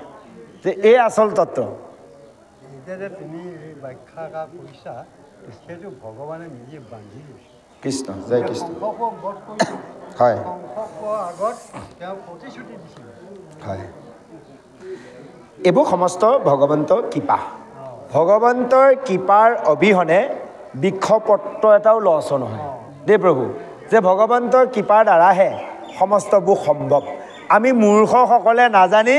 নিজকে নিজে সম্ভৱ বুলি কৈ আছোঁ নাই জানো কোৱা এইটো মইহে কৰিব পাৰোঁ মইহে কৰি দিম সি কি কৰিব পাৰে বা হয়নে বাৰু সেইকাৰণে কৈছে মই মানে অহংকাৰ তই মানে গালি এনেকৈ হয় পুৰুষৰ আয়ুস হানি হয়নে বাৰু কিন্তু এইটোতো নকওঁ বোলে আপুনি এইটো কৰি দিয়কচোন বোলে বাৰু যদি প্ৰভুৱে কৃপা কৰে বাৰু দিয়ক প্ৰভুৱে যদি কৃপা কৰে কৰিম দিয়ক হয়নে বাৰু অমুকলৈ যাবনে এই যদি প্ৰভুৱে নিয়াই যাম দিয়ক এইটোতো নকওঁ সেইকাৰণে আমি প্ৰতিটো মুহূৰ্তত ভগৱন্তৰ নাম ব্যৱহাৰ কৰিব লাগে কাৰণ আমি ইয়াৰ আগতে কৈ গ'ল উদ্ধৱে কোৱা নাছিলে গুপ্যস্থানে হয় নহয় চিনানে গুপ্যস্থানে শয়নে ভোজনে এইবোৰ নাম আমি নাম ব্যৱহাৰ কৰিব লাগিব সেইকাৰণে ভকতসকলে কি কয় মাধৱ মাধৱ নাম বচনত ওচৰে মাধৱ মাধৱ নাম হৃদয়ত সাধু সবে নিৰন্তৰে মাধৱ মাধৱ নাম উচ্চৰে সমস্ত কাৰ্যত যে আমি সাধু হয় সমস্তজনে সমস্ত কাৰ্যত আমি ভগৱন্তৰ নাম ব্যৱহাৰ কৰিব লাগিব যে সেইকাৰণে এই কথাখিনিকে আমাক সুন্দৰভাৱে বুজাইছে সেই গুৰু সমস্ত আই মাতৃ সমস্ত সেয়ে কৈছে যদি জ্ঞানীয়ে কৰ্মীয়ে তেওঁলোকে কোনোসকলে কৈছে খুব কষ্ট কৰি জগতৰ ধৰ্ম কৰ্ম সকলো কৰি যদি মোক আত্মাৰ বুলি যুগবলৈ জানিব পাৰিলে তথাপিতো তেওঁলোকৰ বোলে চিত হৃদয় পবিত্ৰ নহয় কিয় তেওঁলোকে ভকতৰ সংগ কৰা নাই আপোনালোক আমি 4 বেদ 14 শাস্ত্ৰ জানো গুৰু গোসাঁই ঘৰত সোমাই সদায় 12 পৰা 14 পৰা বৰতাল কোবাই কীৰ্তন প্ৰসংকীৰ্তন কৰিছোঁ যদি সাধু সংগ কৰা নাই তেতিয়াহ'লে কিন্তু সেইজনে ভগৱন্তক বান্ধি ৰাখিব নোৱাৰে বোলে হৃদয়ত আজি আমি কোৱা নাই কৃষ্ণই নিজে কৈছে জগতৰ ধৰ্ম কৰ্ম কৰোঁ সকল মোক আত্মা বুলি যিটো জানে যুগ বল তথাপি পবিত্ৰতাৰ নুহি তনুচিত নেৰাই মৃত্যু ভয় জ্ঞানী কৰ্মী কদাচিত সেইজনৰ মৃত্যু ভয় কেতিয়াও এৰাই নাযায় কেউ জন্ম মৃত্যু চক্ৰত পৰিব লাগিব অৰ্থাৎ সি বৈকুণ্ঠ যাব নোৱাৰে মৃত্যু ভয়ৰ পৰা নেৱা মানে বৈকুণ্ঠ যাব নোৱাৰে বৈকুণ্ঠলৈ যোৱা মানে জন্ম মৃত্যুৱে নাই গতিকে সেই কথাখিনিকে সুন্দৰভাৱে আজি কৈছে আকৌ শেষত কৈছে যিজনে প্ৰেম ভক্তি চিহ্ন সেই উদ্ধৱ যিজনৰ আছে তেওঁৰ কথা মই কওঁ শুনা আপোনালোকে জানিব কাৰ কাৰ প্ৰেম ভক্তি কোনজন ভকত এতিয়া গম পাব পৰত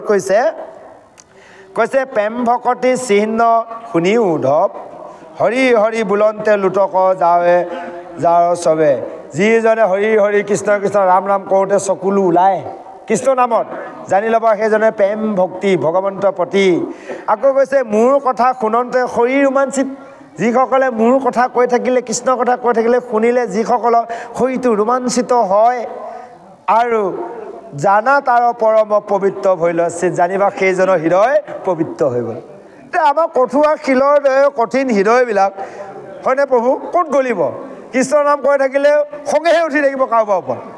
হ'বনে বাৰু কৃষ্ণৰ নাম শুনাৰ লগে লগে শৰীৰ ৰোমাঞ্চিত হয় হৃদয় দ্ৰৱিত হ'ব লাগে হয়নে আনন্দত মতলীয়া হ'ব লাগে হাঁহিবও লাগে মাজে মাজে দুখ কৰি চকুপানী এটোপাল উলিয়াবও লাগে এয়াহে কৈছে প্ৰেম ভক্তি এয়াহে কৈছে ভকত আমি হৈছোঁ কপটীয়া ভকত হয়নে মনত এসোপামান বেয়া লয় হয়নে ভকতৰ সংগত বহি আছোঁ 3 বছৰ লয় সেয়া ভকত হ'লে নহ'ব আজি এই কথাখিনিকে উদ্ধৱক কোৱা চলেৰে আমাৰ সমস্তক বুজাই দিছে সেইকাৰণে কৈছে হে উদ্ধৱ যিজনে লাজ কাজ সমস্ত এৰি মোৰ গুণৰ নাম আনন্দতে গায় আৰু সেইজনে জগতক পবিত্ৰ কৰে সেইজন ভকতে এনেভাৱে মোৰ ভক্তসকলে ভগৱন্তৰ সেই নাম গুণ লগাই জগতখন পবিত্ৰ কৰে আটাইতকৈ সমস্ত মাতৃ সমস্ত আহক আমি ইয়াৰ পিছৰ পদলৈ আগবাঢ়িছোঁ কৃষ্ণ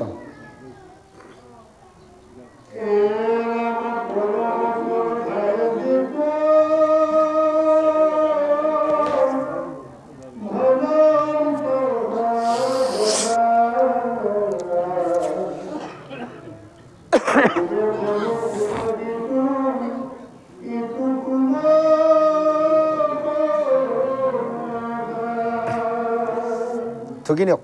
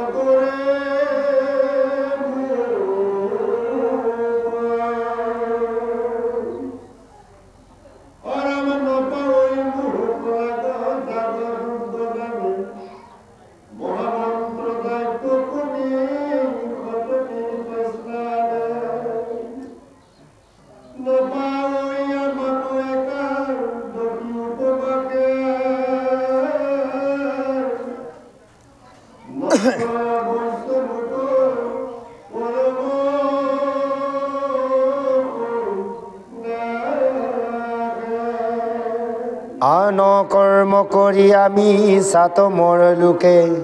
ভকতৰ সংগত সম্যক পাওঁৱে মোকে অৰাম কহিলো মহাগুপ্য কথাৰ উদ্ধৱৰ যিহেতু ভকত তুমি পৰম বান্ধৱ জয় কৃষ্ণ। এতিয়া সুন্দৰভাৱে কৈছে যে পৰম শ্ৰদ্ধাই যিজনে মোক ভজনা কৰে সেই উদ্ধৱ তেওঁ মুক্তি লাভ কৰে। এই কথাটো কোনো আচৰিত কথা নহয়। কেৱল ভকত সংগত থাকি সেইজন ভকত সংগত থাকিলে আনজন ভকতো বোলে পবিত্ৰ হ'ব পাৰে। এতিয়া আমি যে একত্ৰিত হৈছোঁ ইয়াতে আপোনালোকে নাভাবিব সমস্তজনে আমি একান্ত ভকত বুলি নাভাবিব। একান্ত ভকত ইয়াত বেছি নাই, কিন্তু দুকান্ত তিনিকান্ত বহুকান্ত ভকতে বেছি। এই যে এজন যদিও একান্ত ভকত থাকে সাধু সংগত সেইজনৰ দ্বাৰা এই সময়কণত সমস্তজন একান্ত হৈ যায়। তাৰ প্ৰমাণ যেনেকৈ এতিয়া এই বৰ্ডখনলৈ কাৰেণ্টটো লৈ আহিলে পষ্টৰ পৰা নহয় জানো? ইয়াৰ পৰা যেতিয়া টুপিণ্টৰ এটা বাল্ব জ্বলালে তাত যেতিয়া আকৌ সেই টুপিণ্টত যদি আৰু এটা টুপিণ্টৰ বাল্ব দিয়া যায় তাৰ পৰা টুপিণ্ট কৰা যায় সমস্ত বাল্ব জ্বলাই গৈ থাকোঁচোন সমানে পাৱাৰ হ'ব, পাৱাৰ ভল্টেজ সমানে পাব। তদনুৰূপ এজন যদি একান্ত ভকত থাকে তাৰ লগত যদি 100জনো বহুকান্ত থাকে তথাপিতো কৃষ্ণ কথা চলি থাকিলে বহি থাকিলে গোটেইকেইজন একান্ত হৈ থাকে। বুজি পালে? সমান সমান পাৱাৰ দিয়ে। এই কথাটোকে কৈছে যে উদ্ধৱ তুমি জানিবা সেইকাৰণে ভকত সংগ কৰিব লাগে। এই যে আমি বিষয়ত যে থাকোঁ বিষয়ত থাকিলে আপুনি মই যিমান নাম লৈ নাথাকোঁ মাজে মাজে মনটো মলিনতা এটা হয়। এই ল'ৰা ছোৱালী নাতি পুতি দুষ্ট কৰিব তাকে দেখি অকণমান গালি গালাজ পাৰিলে খেলি মেলি লাগিলে নহয়। এই যে ভকত সংগলৈ গ'লোঁ সমস্ত পৰিষ্কাৰ হৈ যায়। গতিকে সেইকাৰণে ভকত সংগত যাব লাগে, ভকত সংগত কৃষ্ণ কথা শুনিব লাগে। সেইকাৰণে কৈছে তুমি এই কথাখিনি জানি ল'বা। আকৌ কৈছে কৃষ্ণ বচন শুনি সেইজন হৰিদাস অৰ্থাৎ উদ্ধৱে পুনৰ প্ৰণাম জনাই তেওঁ প্ৰশ্ন কৰিছে যে হে প্ৰভু যে বিষয়ে পৰম আপদ বুলি জানিও তথাপিতোনো এই লোকসকলে কিয় বিষয় এৰিব নিবিচাৰে? যেনেকৈ এটা কুকুৰে হয়নে বাৰু গৃহস্থৰ দুৱাৰ মুখত শুই থাকিলে টাঙন খায়, টাঙন পায় কষ্ট পায় আঁতৰি যায়, আকৌনো লীলাজতে দুৱাৰ মুখতে শুই থাকে। তদনুৰূপ চাবলৈ আমাক কুকুৰৰ লগত তুলনা দিছে মনুষ্যসকলক যে সেই বিষয়ক আপদ বুলি জানিও সেইসকলে কিয় বিষয় এৰিব নিবিচাৰে। পুনৰ বিষয়কে বিচাৰি থাকে, ইমান কথা জানিও বিষয়কে বিচাৰি থাকে যে এইখিনি মোৰ মনৰ দুখ দূৰ কৰা। যেনেকৈ এটা ছাগলীক কাটিব লৈ গ'লেও সেই নীলা ছাগলীটো তথাপিতো মুখখনে লপ লপ লপ লপ খোৱা নেৰে। যেনেকৈ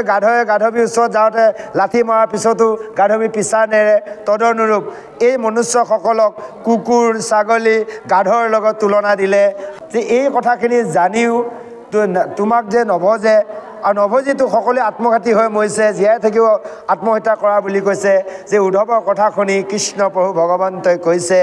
যে হে উদ্ধৱ তুমি শুনা, যদিও কোনোবা জনে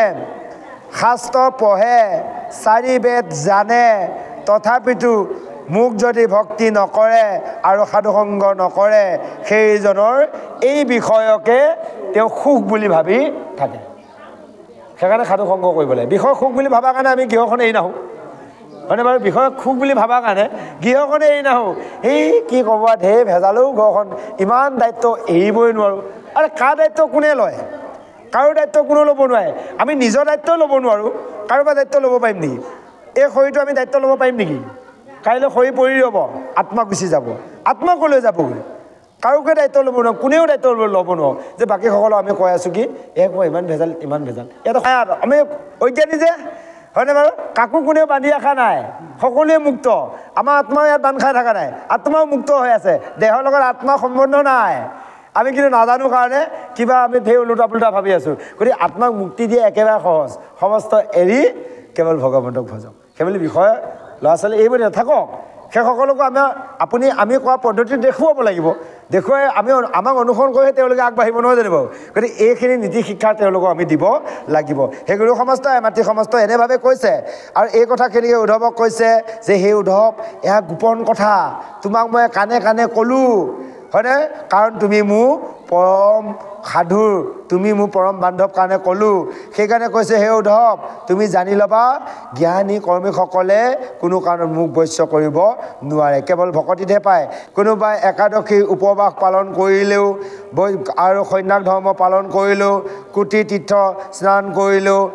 মন্ত্ৰ জপ কৰিলেও জ্ঞান যজ্ঞ কৰিলেও সেইসকলে মোক বৈশ্য কৰিব নোৱাৰে কেৱল ভকতৰ সংগত ভক্তি ব্যতিৰেকে এই কথাখিনিকে সুন্দৰভাৱে উদ্ধৱক কোৱা নাই আমাক সমস্তক বুজাইছে হে গুৰু সমস্ত আই মাতৃ সমস্ত আহক আমি পিছৰ পদলৈ আগবাঢ়িছোঁ জয় কৃষ্ণ তাৰ সংগে ক্ষণেকে আমাকো কৰে বৈশ্য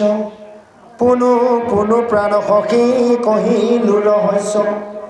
জগতৰে ধৰ্ম কৰ্ম জানা নিষ্ঠ কৰি ভকতৰ সংগৰেনো কোনোহে কৰি অৰাম আপুনি দেখিলা যোগ্য কুলৰ মহামতী বেভিচাৰী দুষ্টা যত গোপৰ যুৱতী কামভাৱে কেৱলে ভজিলে মাত্ৰ মুক এতেকে পৰম সুখে পাইলা স্বৰ্গ লোক অৰমাননে দেখিলো বজ্ৰ যুৱতীৰ সৰি ৰৈলো বন্দী উদ্ধৱ গোপী প্ৰেম জৰি থাকোঁ সৰ্বদাৰ সখী তা সম্বাৰ পাশে যেহি বোলে সেহি কৰোঁ যেন নিজ দাসে এতেকে উদ্ধৱ তুমি তেজা বেদ পন্থ জীৱা জানা শুনা সবে এৰা নগ্ৰন্থ অৰাম এতেকে মুঠ মাত্ৰ তুমি লৈ কুশৰণ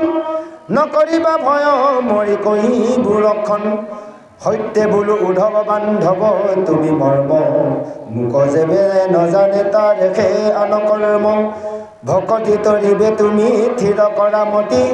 লৈও সাধু সংগ সখী অসুখে সাধা গতি জয় কৃষ্ণ এতিয়াৰ সুন্দৰভাৱে উদ্ধৱ মহন্তক কোৱাৰ চলে কৃষ্ণ প্ৰভু ভগৱন্তই কৈছে হে উদ্ধৱ এনেভাৱে সাধু সংগতে গতি সাধন কৰিব পৰা যায় কাৰণ এনেভাৱে কৈছে মুখ্যটো অধিক সখী সাধু সংগম যে মুখ্যৰ বাঞ্ছা কৰাতকৈ সদায় সাধু সংগ বাঞ্ছা কৰিব লাগে সেইকাৰণে কৈছে মুখ্যতকৈ অধিক সাধু সংগই উত্তম যাৰ চৰণৰ ৰেণু স্বৰ্গ সুখ সমান কি কয় স্বৰ্গ সুখেও হ'ব নোৱাৰে আৰু সাধু সংগত অনেক লোকে গতি পাইছে ইয়াৰ প্ৰমাণস্বৰূপ যক্ষ ৰক্ষ বৃক্ষ পক্ষী পশু স্ত্ৰী ক্ষুদ্ৰ অন্তৰ্জাতি অধম চাণ্ডাল এইসকলে সমস্ত পাপ নাশ কৰি গতি সাধন কৰিছে ভকতৰ সংগত আৰু এইফালে বিভীষণ বিপ্ৰবাৰ বলি বান জাম্বুবন্ত জটায়ু সুগ্ৰীৱ হনুমান মালাকাৰ কুজি ব্যাধৰ ধৰ্ম তুলাধাৰ দ্বিজ ভাজ্যাৰ বজ্ৰবাসী গোপৰ অনাচাৰীসকলেও সেইসকলেও তপ জপ শৌচ একোৱে জনা নাছিল তেওঁলোকে বেদতন্ত্ৰ মন্ত্ৰ তত্ত্ব কথাও জনা নাছিল কেৱল সাধু সংগত থাকি সেইসকলেও গতি সাধন কৰিছিল সেয়ে কৈছে দেৱৰো তীৰ্থত কৰি ভকতেকে বৰ ভকতক ভজিলে গোচৰ কৰ্মজ যে সেইকাৰণে ভকতক ভজনা কৰিব লাগে দেৱতাত কৰি তীৰ্থত কৰি কেৱল ভকতৰ সেৱা কৰাটো আটাইতকৈ উত্তম যে আমি দেৱতাক পূজাৰ কৰাৰো প্ৰয়োজন নাই তীৰ্থলৈ নগ'লেও চলে যদি আমি সাধু সংগত থাকি সাধু সেৱা কৰিব পাৰোঁ সমস্ত সিদ্ধি ইয়াতে হয় কাৰণ যাওক আমাৰ এই দৰ্শন কৰিবলৈ চকু নয়ন দিছে আমি দৰ্শন কৰিব লাগে তীৰ্থলৈ যাবলৈ চৰণ দুভাগি দিছে যাব লাগে কিন্তু গ'লেওতো নহ'ব এতিয়া চাওক বিভিন্ন তীৰ্থৰ দৰ্শন কৰিবলৈ গ'লে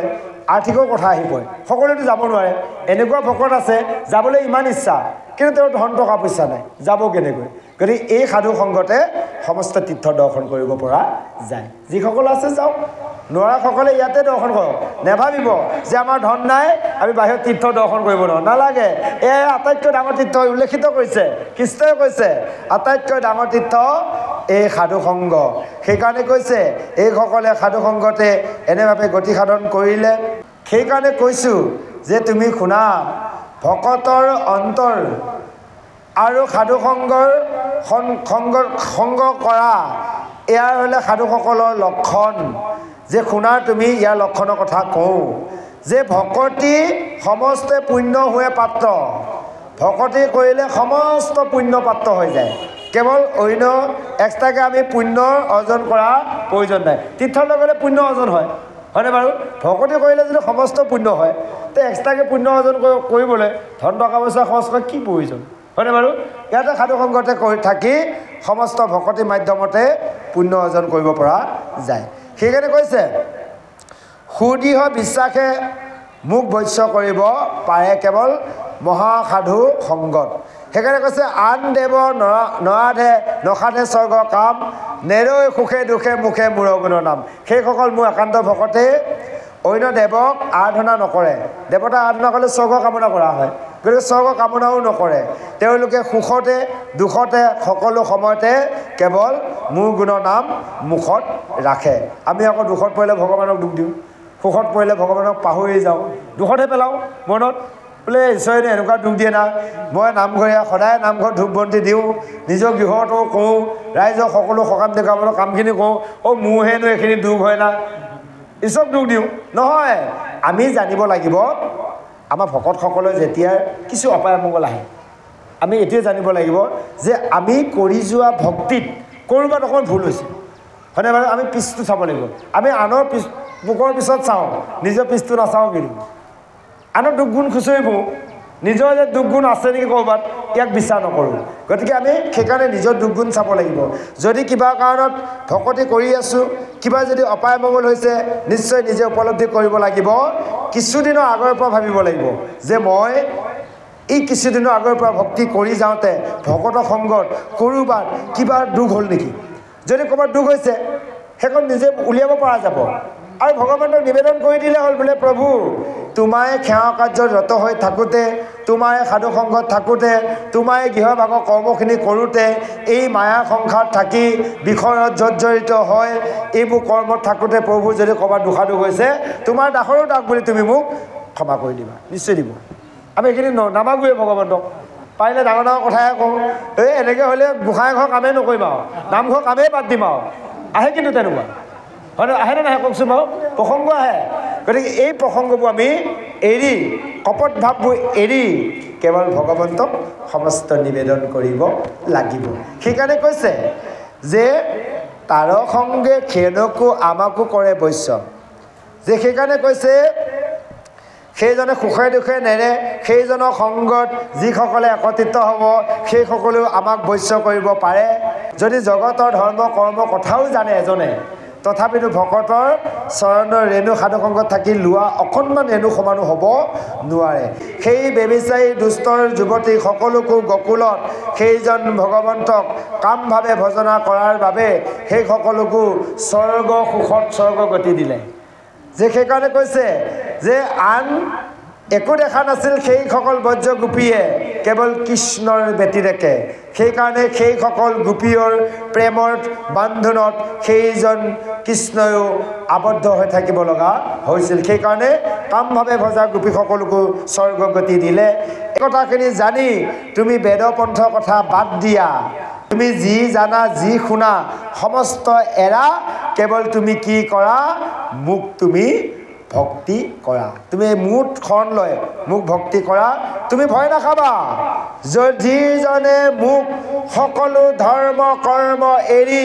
মোৰ চৰণত শৰণাপন্ন হ'ল সেইজনক মই প্ৰতিটো বিপদত ৰক্ষা কৰোঁ কি কৈছে সৰ্বধৰ্ম এৰি এক শৰণ সাক্ষাৎ সুদৃঢ় বিশ্বাসে সখী লৈও আমাত নকৰিবা ভয় সখী কৰোঁ অংগীকাৰ সমস্ত পাপত মই কৰিব উদ্ধা গীতাত অৰ্জুনক কৈছিল আহক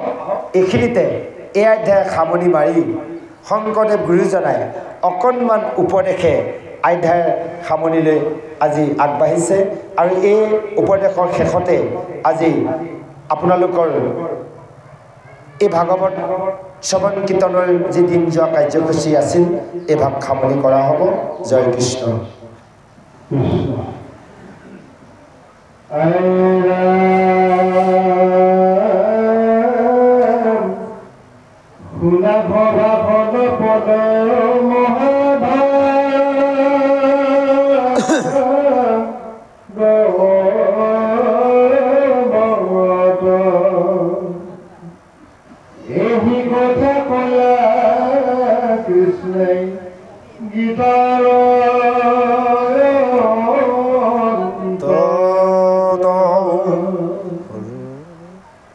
সৰ্বধৰ্ম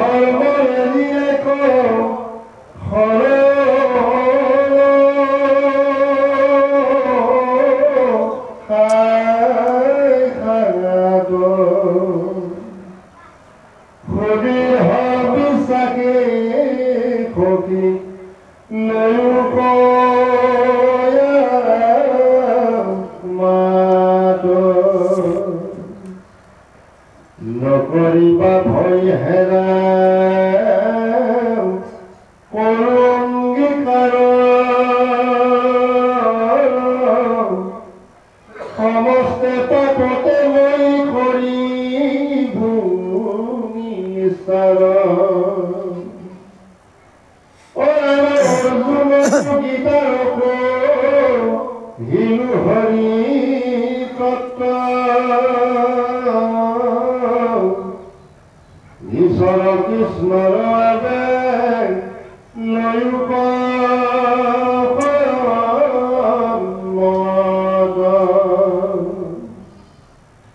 চাৰি বেদ ৰামায়ণ পুৰাণ ভাৰত হৰিকে কৈ মাত্ৰ সমস্তে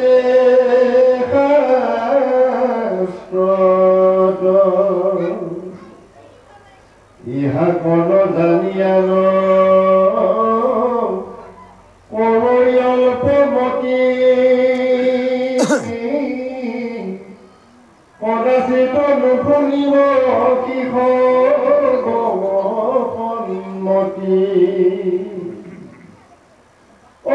পাতকীয় কৰ্ম আছে দহটকীয়া ইয়াত এটা আনিব শিভাগ ভাগৱতত এটা দিব কলিযুগে গতি নাহি হৰি নাম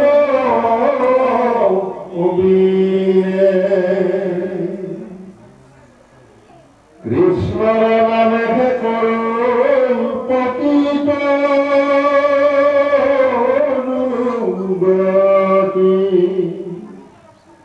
নামৰ মহিমায়াবে শুনিয়ে সম্পতি ৰাম যিটোনে যায়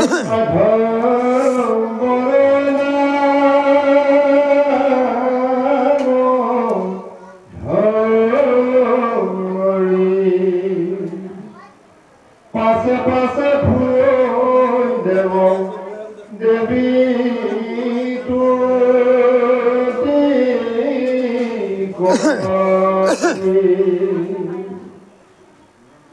মূৰ্তিমন্ত হইয়া পাঁচ প্ৰকাৰ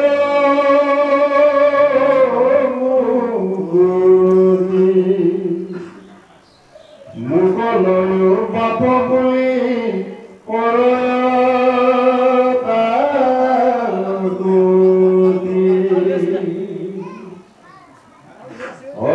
পাপ সংহাৰক হৰি নাম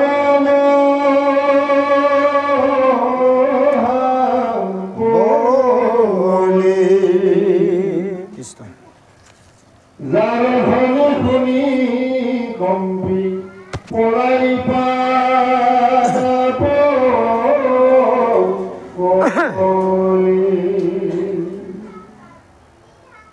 জগতৰ পৰম সুহৃদ নাম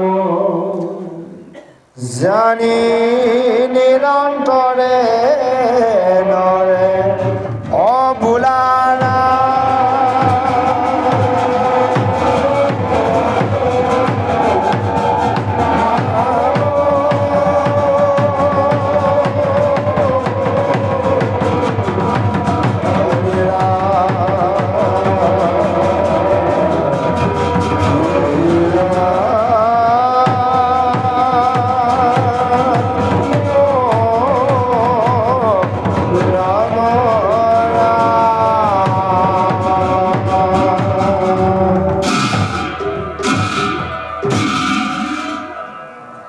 জয় কৃষ্ণ। এতিয়া আমাৰ সভাসদলৈ যি উপদেশ আগবঢ়ালে সেই কৈছে সোণাৰ সভাসদৰ এই মহাভাগৱতৰ যি পদ এই কথাখিনি কৃষ্ণই অৰ্জুনক কৈছিল যে সকলোবোৰ ধৰ্ম কৰ্ম এৰি যিজনে মোক এক কৃষ্ণক অৰ্থাৎ মোকেই শৰণ লয় একতে শৰণ লয় সেইজনক সকলো দুখৰ মই নিজে ৰক্ষা কৰোঁ। সেইকাৰণে কৈছে চাৰি বেদে ৰামায়ণ পুৰাণ ভাগৱত সকলোৱে শাস্ত্ৰই সন্মত দিছে কেৱল কৃষ্ণক ভজনা কৰিবলৈ। সেয়ে আমি নাজানি বিভিন্নজনে বিভিন্ন কৰ্ম কৰোঁ। এই কথা নাজানি অন্যসকলে অন্য যদি উপদেশো দিয়ে সেইসকলৰ কথা কেতিয়াও নুশুনিবা। সেই কৈছে যে পাতকীসকলৰ যি কৰ্ম আছে পাপ কৰ্ম শুনিলে ঘিণ লগা, নহয় জানো? এনেকুৱা এতিয়া চাওক এই কলি যুগত এনেকুৱা কিছুমান কৰ্ম কৰি থাকি কিছুমান মানুহে বা কেতিয়াবা ক'ৰবালৈ গ'লে আপোনালোকে দৃশ্য দেখে ইমান ঘৃণনীয় কৰ্ম, তাত পাপেই বিয়াজ হৈ আছে। যে এই সমস্তৰ পৰা পৰিত্ৰাণ পাবলৈ কলি যুগত কেৱল হৰিনামে মূল, হৰিনাম ৰাখিব লাগিব সকলোৰে পৰা পৰিত্ৰাণ পাবলৈ। সেইকাৰণে কৈছে পতিত বনহৰি